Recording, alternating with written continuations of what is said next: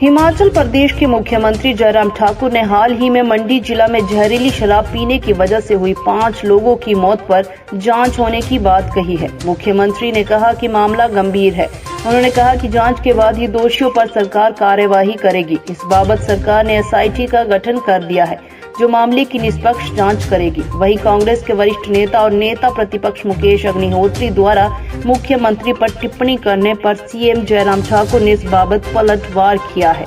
मुकेश अग्निहोत्री ने सीएम जयराम ठाकुर को एक्सीडेंटल गाड़ी करार दिया था, जिस पर जयराम ठाकुर ने पलटवार करते हुए कहा कि मुकेश अग्निहोत्री पहले अपने गिरेबान में झांक कर देखे, फिर दूसरों पर कटाक्ष करे।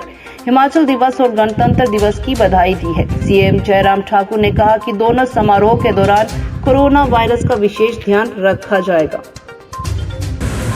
सरकार ने सारे विषय को बड़ा गंभीरता से लिया है और हमने ये भी सुनिश्चित किया है कि जो ऑर्गेनाइज्ड क्राइम के शेप में ये सारा धंधा जो चल रहा था, ऐसी कार्रवाई की जाए जो आने वाले समय के लिए एक उदाहरण बने।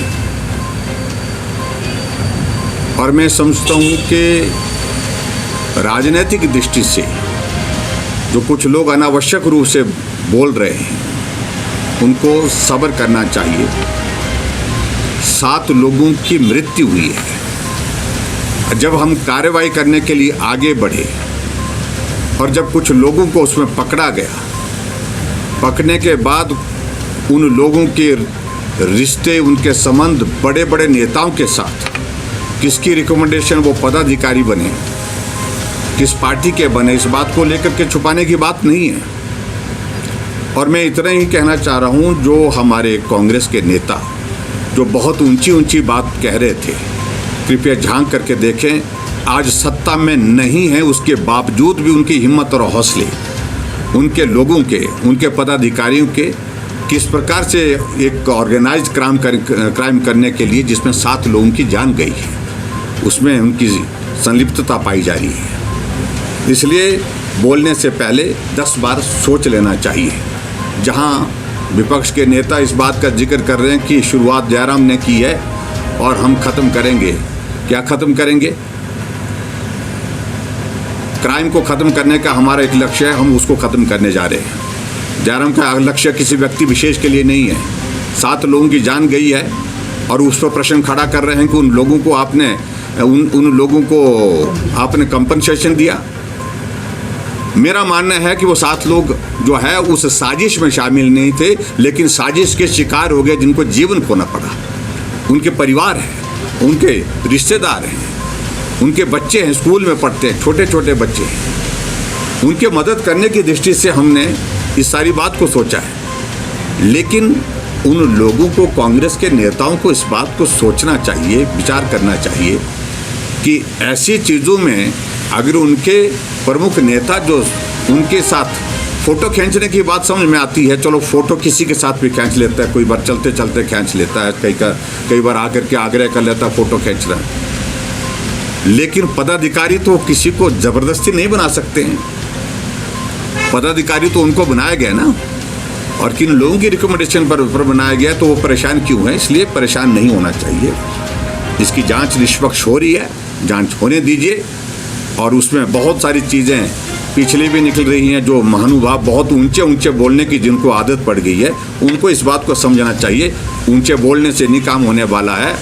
और अभी बहुत सारी चीज़ें और भी निकलने वाली हैं। बहुत जल्दी आप थोड़ा सा इंतजार करें। चीज़ों को डिटेल में क्यों करेंगे चर्चा, लेकिन कार्यक्रम होने हैं और पूरे आप सब के माध्यम से हमारा हिमाचल प्रदेश का स्टेटहुड है कल, और स्टेटहुड के इस दिवस पर मैं सभी हिमाचल वासियों के, आप सब के माध्यम से बहुत बहुत बधाई और शुभकामनाएं देता हूं। और कल का कार्यक्रम हमने सोलन में रखा है और कोविड के नियमों का पालन करते हुए इस कार्यक्रम को करेंगे।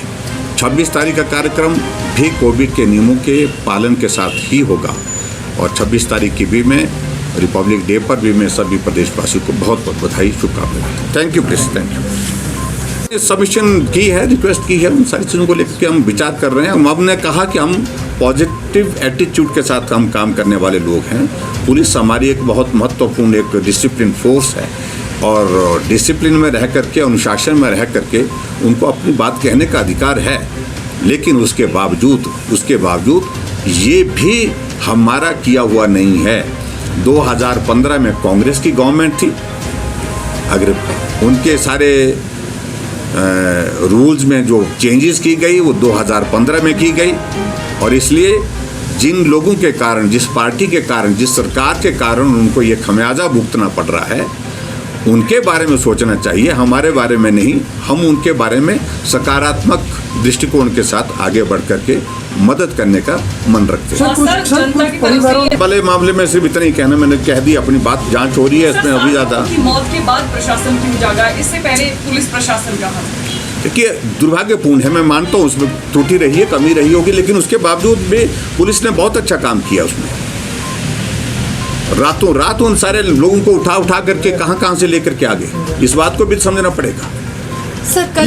लेकिन जहाँ तक मित्र, मैं ज़रूर कहना चाह रहा हूँ कि आने वाले समय में हम उस कानून में अगर कोई हमको कुछ चेंज करना पड़े ऐसे ऑर्गेनाइज्ड कैंपेन, ऐसे क्राइम के बारे में, तो निश्चित रूप से करना पड़ेगा और हम करेंगे भी। और हम तो कोशिश ये करेंगे, जिन लोगों का जीवन गया है और उन लोगों के लिए जो कंपनसेशन हम दे रहे हैं गवर्नमेंट की ओर से, जो मदद कर रहे हैं, ऐसे लोगों की ज़मीन जायदाद कुर्क करके जो है वो करनी चाहिए, ऐसी सज़ा होनी चाहिए। उसके तहत फिर उनको जो है मुआवजा उसके माध्यम से दिया जाए। ऐसा प्रावधान आने वाले समय में सोचेंगे। मौसम ख़राब है, इसलिए डिस्ट्रिक्ट एडमिनिस्ट्रेशन को सब जगह अलर्ट पे रखा है, और जो टूरिस्ट कोई भी ऐसी जगह ना जाए जहाँ पर बर्फ़ के कारण वो अपने को संकट में डाले। और दूसरी बात यह है कि जितनी रोड्स, वाटर सप्लाई स्कीम्स और हमारे ट्रांसफार्मर्स डाउन हुए हैं, उनको रिस्टोर करने के लिए हमने तुरंत कहा है कि जल्दी से जल्दी कोशिश करिए। और मुझे इस बात की खुशी है कि बड़े युद्ध स्तर पर जो है रेस्टोरेशन का काम चल रहा है, चाहे वो रोड्स की बात है, चाहे वो वाटर सप्लाई स्कीम्स की बात है, चाहे वो हमारी पावर सप्लाई की बात है। तो उस दृष्टि से सारी चीज़ों को ठीक करने की कोशिश कर रहे हैं। इसके अतिरिक्त मुझे दो चीज़ों को लेकर के इतना कहना है कि कोविड की सारी सिचुएशन पर अभी हमने जो रिस्ट्रिक्शन लगाई है वो कल तक हैं, 26 तक हैं अभी वो। लेकिन हमने मन बनाया है कि कोविड के केसेस यथावत हैं, लगभग थोड़ा कमी ज़रूर आई है, लेकिन बहुत ज़्यादा कमी नहीं है। लेकिन उसके बावजूद नंबर ऑफ़ डेथ्स जो है वो थोड़ा इंक्रीज़ भी हुआ है। ऐसे में जो वर्तमान में जो बंदिशें, जो रिस्ट्रिक्शंस लगाई हैं, वो कायम रहेगी एज इट इज़, उसमें कोई परिवर्तन फ़िलहाल नहीं करेंगे। बस हाँ, 31 जनवरी तक। जी ठीक है, वो बातचीत हुई है, उसके लिए वर्कआउट कर रहे हैं चीज़ों को कैसे ठीक किया जा सकता है, क्योंकि कर्मचारियों की एक बहुत महत्वपूर्ण भूमिका है हिमाचल प्रदेश में, और किसी कर्मचारी वर्ग को कोई क्षति पहुंचाने का, नुकसान पहुंचाने का कोई भी लक्ष्य नहीं है सरकार का। समय समय पर कोविड की सिचुएशन के बावजूद भी हमने कर्मचारियों को वित्तीय लाभ दिए हैं, और आने वाले समय में भी उन पर उसी प्रकार से उनको हम कोशिश करेंगे कि उसी प्रकार से उनको वित्तीय लाभ जो भी मिलते हैं, और जो नियम के अनुसार है, पंजाब पे कमीशन की अगर बात कर रहे हैं, उन सारी चीज़ों को लेकर के हम गंभीरता से विचार कर रहे हैं, किसी निष्कर्ष पर पहुंचने की कोशिश भी करेंगे जल्दी।